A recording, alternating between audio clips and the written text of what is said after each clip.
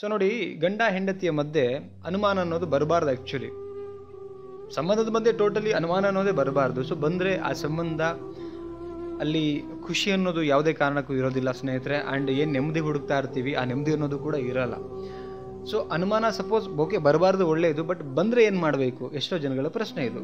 So ಬಂದ ಮೇಲೆ ಅದನ್ನು ಕ್ಲಾರಿಟಿ ಹೇಗೆ ಮಾಡ್ಕೊಳ್ಳೋದು, ಅದನ್ನು ಹೇಗೆ ಕ್ಲಿಯರ್ ಮಾಡ್ಕೊಳ್ಳೋದು. ನನ್ನ ಮನಸ್ಸಲ್ಲಿ ಅದು ಕಾಡ್ತಾ ಇದೆ. ಅದು ಒಂದ್ಸಲ ಅನುಮಾನ ಅನ್ನೋದು ಬಂದ್ಬಿಟ್ಟಿದೆ ಸರ್. ಕೌನ್ಸಿಲಿಂಗ್ ಮಾಡಬೇಕಾದ್ರೆ ಎಷ್ಟೋ ಜನ ಹೇಳ್ತಾರೆ ನನ್ನ ಮನಸ್ಸಿಂದ ತೆಗೆದು ಹಾಕೋಕ್ಕೆ ಆಗ್ತಿಲ್ಲ ನನಗೆ. ಸೊ ಈ ಅನುಮಾನಕ್ಕೆ ಏನಾದ್ರು ಪರಿಹಾರ ಇದೆಯಾ ನಿಮ್ಮಲ್ಲಿ, ಸೊ ಏನು ಮಾಡೋಕ್ಕಾಗತ್ತೆ ಹೇಳಿ ಅಂತ ಹೇಳ್ತಾರೆ. ಸೊ ವಿಡಿಯೋನ ಕೊನೆ ತನಕ ನೋಡಿ. ಆ್ಯಂಡ್ ನಾನು ಹೇಳುವಂಥ ಪಾಯಿಂಟ್ಸಲ್ಲಿ, ವಿಚಾರಗಳಲ್ಲಿ ನಿಮಗೆ ಏನು ಇಷ್ಟ ಆಗುತ್ತೆ, ಯಾವುದು ರೈಟ್ ಅನ್ಸುತ್ತೆ ಅದನ್ನು ಕಮೆಂಟ್ ಮಾಡೋದನ್ನು ಕೂಡ ಮರಿಬೇಡಿ ಸ್ನೇಹಿತರೆ. ಆ್ಯಂಡ್ ಸಬ್ಸ್ಕ್ರೈಬ್ ಮಾಡಿ, ವಿಡಿಯೋ ಇಷ್ಟ ಆದರೆ ಶೇರ್ ಮಾಡಿ. ನೋಡಿ, ಅನುಮಾನ ಬರಬಾರ್ದಿತ್ತು ಬಂದುಬಿಟ್ಟಿದೆ ಅಂದಮೇಲೆ ಇದಕ್ಕೆ ಅನುಮಾನ ಏನು ಬರುತ್ತಲ್ವಾ, ಫಸ್ಟು ಅದು ಬರೋದೇ ನಮ್ಮ ಯೋಚನಾ ಶಕ್ತಿಗೆ. ಇದನ್ನು ಕ್ಲಾರಿಟಿ ಕೊಟ್ಬಿಡ್ತೀನಿ ನಾನು. ಆ್ಯಂಡ್ ನಾನು ಯಾವತ್ತೂ ರಿಯಾಲಿಟಿ ಮೇಲೆ ನಾನು ವಿಡಿಯೋ ಮಾಡುವಂಥದ್ದು. ಯಾಕೆ ಅಂತ ಹೇಳಿದ್ರೆ ರಿಯಾಲಿಟಿ ಮೇಲೆ ಏನು ಹೋಗ್ತಾ ಇದೀವಿ, ದಟ್ ಈಸ್ ಕರೆಕ್ಟ್, ಅದುವೇ ನಿಜವಾದದ್ದು. ಓಕೆ, ಸೊ ನೋಡಿ, ಅನುಮಾನ ಫಸ್ಟ್ ಆಫ್ ಆಲ್ ಕ್ಲಾರಿಟಿ ತಗೊಳ್ಳಿ. ಅನುಮಾನ ಯಾಕೆ ಬರ್ತಾ ಇದೆ ನಾನು ಒಂದೊಂದೇ ನಿಮಗೆ ಹೇಳ್ತಾ ಹೋಗ್ತೀನಿ. ಈ ಅನುಮಾನ ಅನ್ನೋದು ಯಾಕೆ ಬರ್ತಾ ಇದೆ, ರೈಟ್? ಫಸ್ಟ್ ಇದ್ರ ಬಗ್ಗೆ ನಾವು ಕ್ಲಾರಿಟಿ ತಿಳ್ಕೊಳ್ಳೋಣ. ಓಕೆ, ಈಗ ಜೊತೆಗಿರ್ತಕ್ಕಂಥ ವೈಫ್ ಇರ್ಬೋದು ಅಥವಾ ಹಸ್ಬೆಂಡ್ ಇರ್ಬೋದು, ಲವರ್ಸ್ ಯಾರೇ ಇರ್ಬೋದು, ಅನುಮಾನ ಬರ್ತಾ ಇದೆ ಅಂತ ಹೇಳಿದ್ರೆ ಎಲ್ಲೋ ಒಂದು ಕಡೆಗೆ ಅವರು ಇನ್ನೊಬ್ಬರು ಒಟ್ಟಿಗೆ ಮೆಸೇಜ್ ಮಾಡ್ತಾ ಇದ್ದಾರೆ, ಕಾಲ್ ಮಾಡ್ತಾ ಇದ್ದಾರೆ, ಅಥವಾ ನಿಮ್ಮಿಂದ ಏನಾದರೂ ಹೈಡ್ ಮಾಡ್ತಾ ಇದ್ದಾರೆ ಅಂತ ನಿಮಗೆ ಎಲ್ಲೋ ಒಂದು ಕಡೆ ಅನಿಸಿದರೆ ಅನುಮಾನ ಬರೋಕ್ಕೆ ಶುರು ಆಗುತ್ತೆ. ಅದನ್ನು ಏನು ಮಾಡಬೇಕು ಅನುಮಾನ ಬಂದರೆ? ಈಗ ನಾವು ಒಂದು ಅಡುಗೆ ಏನೋ ಒಂದು ಮಾಡ್ತಿರ್ತೀವಿ, ನಾವು ಉಪ್ಪು ಹುಳಿ ಖಾರ ಟೇಸ್ಟ್ ಮಾಡ್ತೀವಿ, ನಮಗಿನ್ನೂ ಅವಾಗ ಕ್ಲಾರಿಟಿ ಇರಲ್ಲ. ಎಕ್ಸಾಂಪಲ್ ಕೊಡ್ತಾ ಇದ್ದೀನಿ. ಮತ್ತೆ ಅಡುಗೆ ಮಾಡಬೇಕಾದ್ರೆ ನಾವು ಸ್ವಲ್ಪ ಸಾಂಬಾರನ್ನ ಕೈನಲ್ಲಿ ಹಾಕ್ಕೊಂಡು ನೋಡ್ತೀವಿ ಉಪ್ಪು ಹೇಗಿದೆ, ಹುಳಿ ಹೇಗಿದೆ ಅಂತೇಳಿ. ಅಂದರೆ ಕ್ಲಾರಿಟಿ ತಗೊಳ್ತೀವಿ, ಕನ್ಫರ್ಮ್ ಆದ್ಮೇಲೆ ಉಪ್ಪು ಹಾಕಲ್ಲ, ರೈಟ್? ಇಲ್ಲೂ ಸೇಮ್ ಅನುಮಾನ ಏನು ಬರ್ತಾ ಇದೆಯಲ್ಲ, ಆ ಯೋಚನೆ ಏನು ಬರೋದನ್ನು ಕೂರಿಸ್ಕೊಳ್ಳಿ, ನಿಮ್ಮ ಪಾರ್ಟ್ನರ್ಸ್ ಕೂರಿಸ್ಕೊಂಡ್ಬಿಟ್ಟು ಕೇಳಿ. ಅಥವಾ ನೀವು ಕ್ಲಾರಿಫೈ ತಗೊಳ್ಳಿ, ನಾನೇನು ಅನ್ಕೊಳ್ತಾ ಇದ್ದೀನಿ ಅದು ನಿಜವೇ ಅಥವಾ ನನ್ನ ಯೋಚನೆ ಸುಳ್ಳ, ಈ ಕ್ಲಾರಿಟಿ ತೊಗೊಳ್ಬೇಕಾಗತ್ತೆ. ನೀವು ಸುಮ್ಮನೆ ಅನುಮಾನ, ನಿಮ್ಮ ಯೋಚನೆ ನಿಮ್ಮಷ್ಟಕ್ಕೆ ನೀವೇ self judgement is self suicide ಅಂತ ಹೇಳ್ತೀವಿ. ನಿಮ್ಮಷ್ಟಕ್ಕೆ ನೀವೇ ಅನುಮಾನ ಪಟ್ಕೊಳ್ಳೋದಲ್ಲ. ನಿಮ್ಮ ಯೋಚನೆಗೆ ಅವ್ರು ಹಾಗಿಲ್ಲ ಅಂದ್ರೂ ಪರಿಸ್ಥಿತಿ ಹಾಗಿರ್ಬೋದು. ಸಮ್ಟೈಮ್ಸ್ ನಿಮ್ಮ ವೈಫ್, ಹಸ್ಬೆಂಡ್ ಅಥವಾ ಲವ್ವರ್, ಸಂಬಂಧಿಕರು ಯಾರೋ ಆ ಪರಿಸ್ಥಿತಿನಲ್ಲಿ ಸಿಕ್ಕಾಕೊಂಡಿರ್ಬೋದು, ನಿಮಗೆ ಅನುಮಾನ ಬರುತ್ತಾ ಕಾಡ್ತಿರ್ಬೋದು. ಬಟ್ ಕ್ಲಾರಿಟಿ ತಗೊಳ್ಳಿ, ಪಕ್ಕಾ ಕ್ಲಾರಿಟಿ ತಗೊಳ್ಳಿ.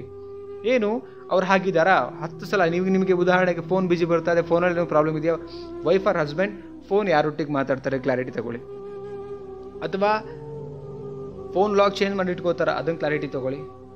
ಸುಮ್ಮನೆ ಅನುಮಾನ ಇಟ್ಕೋಬೇಡಿ ತಲೆ ಒಳಗಡೆ. ಸುಮ್ಮನೆ ನಿಮ್ಮ ಯೋಚನಾ ಶಕ್ತಿಗೆ ಅದನ್ನೇ ಫೋಕಸ್ ಆಗಿ ನೋಡೋ ಥರ ನೀವು ಮಾಡ್ಕೋಬೇಡಿ ನೀವೇನೆ. ಅದನ್ನು ಕ್ಲಾರಿಟಿ ತೊಗೊಂಡಾಗ ಮಾತ್ರ ನಿಮಗೆ ಕನ್ಫರ್ಮೇಷನ್ ಆಗುತ್ತೆ. ಕೂರಿಸ್ಕೊಂಡು ಹೇಳಿ, ನನಗೆ ಈ ಥರ ಅನುಮಾನ ಬಂದಿದೆ, ಅದು ನಿಜನ ಸುಳ್ಳ ಅಂತೇಳಿ. ಆವಾಗ ನಿಮಗೊಂದು ಕ್ಲಾರಿಟಿ ಸಿಗುತ್ತೆ. ಕ್ಲಾರಿಟಿ ತಗೊಳ್ದೇನೆ ಅನುಮಾನ ಪಡ್ತೀರಂದರೆ ಲೈಫ್ ಸ್ಪಾಯ್ಲ್ ಆಗುತ್ತೆ. ಇದಕ್ಕೆ ಯಾವುದೇ, ಯಾಕಂದರೆ ಸೆಲ್ಫ್ ಜಡ್ಜ್ಮೆಂಟ್ ಮಾಡ್ಕೊಳ್ಳೋ ಸೆಲ್ಫ್ ಸುಸೈಡ್ ಅಂತ ಹೇಳ್ತೀವಿ ಲೈಫಲ್ಲಿ ನಾವು. ಓಕೆ, ಆ್ಯಂಡ್ ಯಾವುದೇ ಆಗಲಿ ಕ್ಲಾರಿಟಿ ಸಿಕ್ಕಾಗ ನಿಮಗೆ ಅಲ್ಲಿಂದ ಆಚೆ ಹೋಗ್ಬೇಕು. ಆ್ಯಂಡ್ ಉದಾಹರಣೆಗೆ ಇನ್ನೊಂದು ಹೇಳ್ಬಿಡ್ತೀನಿ ನಾನು. ಏನು ಅಂತ ಹೇಳಿದ್ರೆ, ಈಗ ಅನುಮಾನ ಪಡ್ತಿರ್ತೀವಿ ಅಂತ ಅಂದ್ಕೊಳ್ಳೋಣ ನಾವು. ಈಗ ಎಕ್ಸಾಂಪಲ್, ಅವರು ಏನೂ ಮಾಡ್ದಿರಾ ನಿಮ್ಮ ಮನಸ್ಸಲ್ಲಿ ಆ ಥರ ಅನುಮಾನ ಬಂದರೆ ಇಲ್ಲಿ ಯಾರು ರಾಂಗ್ ಆಗ್ತಾರೆ? ಅವ್ರೇನೂ ಮಾಡ್ತಾ ಇಲ್ಲ, ನೀವು ಯಾರ ಬಗ್ಗೆ ಅನುಮಾನ ಪಡ್ತಿದ್ರೆ ಅವ್ರು ಕರೆಕ್ಟ್ ಇದ್ದಾರೆ, ರೈಟ್? ಬಟ್ ನಿಮ್ಮ ಯೋಚನೆ ಒಳಗಡೆ ಅನುಮಾನ ಬರ್ತಾ ಇದೆ. ಇದಕ್ಕೆ ಯಾರ ಕಾರಣ?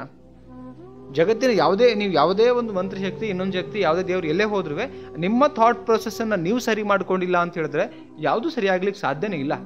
ದೇವ್ರು ಎಲ್ರಿಗೂ ಕೂಡ ಒಂದು ಯೋಚನಾ ಶಕ್ತಿ ಕೊಟ್ಟಿದ್ದಾನೆ, ತಿಳುವಳಿಕೆ ಅನ್ನೋದು ಕೊಟ್ಟಿದ್ದಾನೆ. ಅಂದಮೇಲೆ ಅದ್ರ ಬಗ್ಗೆ ಯೋಚನೆ ಮಾಡ್ಬೇಕು, ರೈಟ್? ಈಗ ಕ್ಲಾರಿಟಿ ತಿಳ್ಕೊಳ್ಳಿ. ಫೋನಲ್ಲಿ ಮಾತಾಡ್ತಿದ್ರೆ 10 ಸಲ ಅವ್ರಿಗೆ ಹೇಳ್ದೇನೆ, 10 ಅಲ್ಲ 100 ಸಲ ಪಕ್ಕಾನ ಅಂತ ತಿಳ್ಕೊಂಡು ಅದು ಪಕ್ಕಾ ಅನ್ಸಿದ್ರೆ ಕೂರಿಸ್ಕೊಂಡು ಮಾತಾಡಿ. ಕನ್ಫರ್ಮೇಷನ್ ಆದಮೇಲೆ ಅನುಮಾನ ಪಡಿ.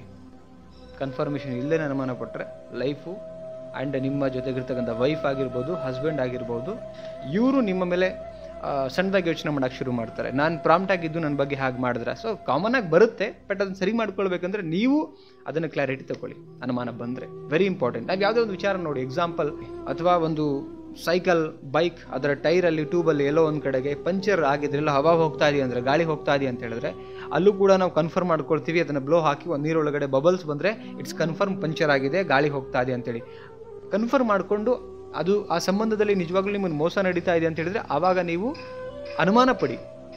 ಅನುಮಾನ ಪಟ್ಟ ಮೇಲೆ ಕ್ಲಾರಿಟಿ ಸಿಕ್ಕ ಮೇಲೆ ಅದನ್ನು ಕ್ಲಾರಿಟಿಯಾಗಿ ಅವ್ರ ಕಡೆಯಿಂದ ತಿಳ್ಕೊಂಡು ಅಲ್ಲಿಂದ ಹೇಗಿರ್ಬೇಕನ್ನೋದು ಡಿಸೈಡ್ ಮಾಡಿಕೊಡಿ. ಅನುಮಾನ ಪಟ್ಕೊಂಡು ಲೈಫ್ ಹಾಳು ಮಾಡ್ಕೋಬಾರ್ದು. ಇದೊಂದು ಕ್ಲಾರಿಟಿ. ಅನುಮಾನ ಬಂದ ಮೇಲೆ ಏನು ಮಾಡಬೇಕು ಅದು ಹೋಗಿಸ್ಬೇಕಂದ್ರೆ, ಈಗ ಸಪೋಸ್ ಅನುಮಾನ ಅವ್ರಿಗೆ ಕೂರಿಸ್ಕೊಂಡು ಕೇಳ್ತೀರಾ, ಅದು ಯಾವುದು ಅವರು ಮಾಡ್ತಿಲ್ಲ, ಅವ್ರು ಕರೆಕ್ಟ್ ಇದ್ದಾರೆ ಅಂದಾಗ ಆವಾಗ ನಿಮ್ಮ ಮೈಂಡಿಂದ ಒಂದು ಕ್ಲಾರಿಟಿ ಸಿಗುತ್ತೆ. ಕ್ಲಾರಿಟಿ ಸಿಕ್ಕ ಮೇಲೆ ಕನ್ಫರ್ಮೇಷನ್ ಬಂದ ಮೇಲೆ ನೀವು ಅದನ್ನು ಮತ್ತೆ ಬೇರೆ ಯೋಚನೆ ಮಾಡೋ ಅವಶ್ಯಕತೆ ಇಲ್ಲ. ಬಿ ನಾರ್ಮಲ್ ಬರ್ಬೋದು, ಬಿ ನಾರ್ಮಲ್ ಆಗಿರ್ಬೋದು ನಾವು, ರೈಟ್?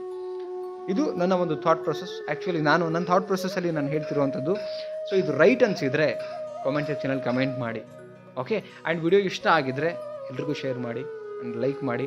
ಯಾವ ವಿಚಾರ ಇಷ್ಟ ಆಯಿತು ಅದನ್ನು ಕಮೆಂಟ್ ಮಾಡಿ ತಿಳಿಸಿ ಸ್ನೇಹಿತರೆ. ಮತ್ತೊಂದು ಟಾಪಿಕಲ್ಲಿ ನಾನು ಸಿಗ್ತೀನಿ. ಆ್ಯಂಡ್ ನಿಮಗೆ ಈ ಥರ ಟಾಪಿಕ್ ಮೇಲೆ ವಿಡಿಯೋ ಮಾಡಿ ಅಂತ ನನಗೆ ನೀವು ಹೇಳಬೇಕು ಅನ್ಸಿದ್ರೆ ಕಾಮೆಂಟ್ ಸೆಕ್ಷನಲ್ಲಿ ಕೂಡ ಹೇಳ್ಬೋದು ಸ್ನೇಹಿತರೆ. ಆ್ಯಂಡ್ ವಿಡಿಯೋಗೆ ಫೇಸ್ಬುಕ್ಕಲ್ಲಿ ನೋಡ್ತಾ ಇದ್ದರೆ ಪೇಜ್ಗೆ ಫಾಲೋ ಮಾಡಿ, ಯೂಟ್ಯೂಬಲ್ಲಿ ನೋಡ್ತಾ ಇದ್ದರೆ ಸಬ್ಸ್ಕ್ರೈಬ್ ಮಾಡ್ಕೊಳ್ಳಿ ಸ್ನೇಹಿತರೆ. ಆ್ಯಂಡ್ ಮತ್ತೊಂದು ಟಾಪಿಕಲ್ಲಿ ಸಿಗೋಣ. Thank you so much guys. Bye.